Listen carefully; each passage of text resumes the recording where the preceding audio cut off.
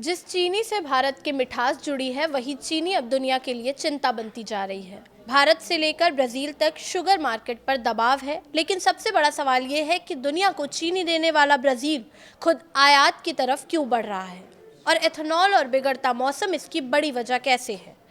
नमस्कार, मैं प्रिया श्रीवास्तव और आप देख रहे हैं न्यूज़ 18। भारत में त्योहारों का मौसम शुरू होने वाला है। मिठाइयों और दूसरे खाद्य पदार्थ में चीनी की मांग बढ़ने वाली है, लेकिन इससे पहले ही चीनी की बढ़ती कीमतों ने आम आदमी की चिंता बढ़ा दी है। सरकार के मुताबिक चीनी की कीमत में बढ़ोतरी के पीछे सिर्फ एक वजह नहीं, बल्कि कई कारण एक साथ काम कर रहे हैं।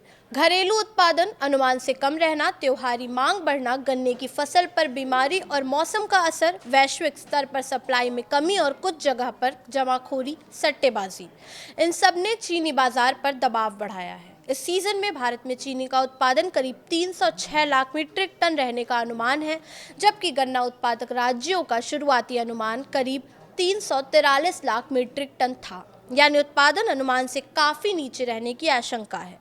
गन्ने की फसल पर रेड रॉट और टॉप बोरर जैसी बीमारियों का असर पड़ा हुआ है। इसके अलावा समय से पहले हुई ज़्यादा बारिश और जलभराव ने भी फसल को काफ़ी नुकसान पहुंचाया। हालांकि सरकार का कहना है कि उत्पादन अनुमान से कम होने के बावजूद देश में पर्याप्त स्टॉक मौजूद है और अक्टूबर में नए पेराई सीजन के शुरू होने तक घरेलू ज़रूरत पूरी की जा सकती है। लेकिन कहानी सिर्फ भारत तक नहीं सीमित है। दुनिया का शुगर मार्केट भी दबाव में है और इस कहानी में सबसे अहम नाम है ब्राज़ील। ब्राज़ील दुनिया में गन्ने का सबसे बड़ा उत्पादक देश है।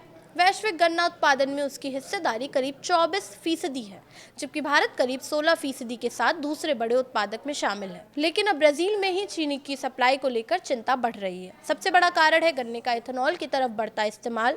कच्चे तेल की ऊंची कीमतों के बीच ब्राजील में गन्ने से एथेनॉल बनाना ज्यादा आकर्षक हो रहा है, यानी जिस गन्ने से चीनी बन सकती थी उसका एक बड़ा हिस्सा अब एथेनॉल उत्पादन में किया जा रहा है। ब्राजील ने जुलाई के अंत में अनिवार्य एथेनॉल मिश्रण की दर बढ़ाकर 32% तक कर दी है। एक महीने पहले ये 30% और एक साल पहले 27% थी। इसका सीधा मतलब है गन्ने की ज़्यादा खपत एथेनॉल के लिए होगी तो चीनी के लिए उपलब्ध गन्ने पर दबाव रहेगा ही। यही वजह है कि ब्राज़ील में चीनी उत्पादन में करीब 3% की कमी का अनुमान जताया जा रहा है। और सिर्फ एथेनॉल ही नहीं, मौसम भी शुगर मार्केट का खेल बिगाड़ रहा है।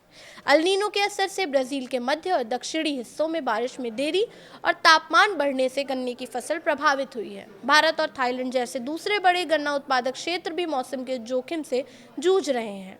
थाईलैंड दुनिया के कुल गन्ना उत्पादन में करीब 6% हिस्सेदारी रखता है। वहां भी कम बारिश की आशंका ने उत्पादन को लेकर चिंता बढ़ाई है। यही वजह है कि वैश्विक बाजार में चीनी की सप्लाई को लेकर चिंता बढ़ गई है। अमेरिकी कमोडिटी बाजार में चीनी वायदा कीमतें 17 सेंट प्रति पाउंड के ऊपर बनी हुई है और मई 2025 के बाद के ऊंचे स्तरों के करीब कारोबार कर रही है। एनालिस्ट ने 2026-27 में वैश्विक चीनी की कमी के अनुमान भी बढ़ाए हैं। वहीं अगर गन्ने और चुकंदर की बुआई कम रहती है तो 2027-28 में ये दबाव और बढ़ सकता है। तो कुल मिलाकर तस्वीर साफ है।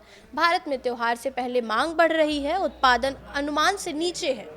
ब्राज़ील में गन्ना एथेनॉल की ओर जा रहा है और मौसम दुनिया से के बड़े शुगर उत्पादक देशों की फसल पर असर डाल रहा है। यानी चीनी का संकट सिर्फ भारत की कहानी नहीं है, दुनिया के शुगर मार्केट का पूरा गणित ही इस वक्त मौसम, तेल और एथेनॉल के बीच फंसा हुआ है। फिलहाल इस वीडियो में इतना ही। ऐसे ही और वीडियोस के लिए देखते रहिए न्यूज़ 18।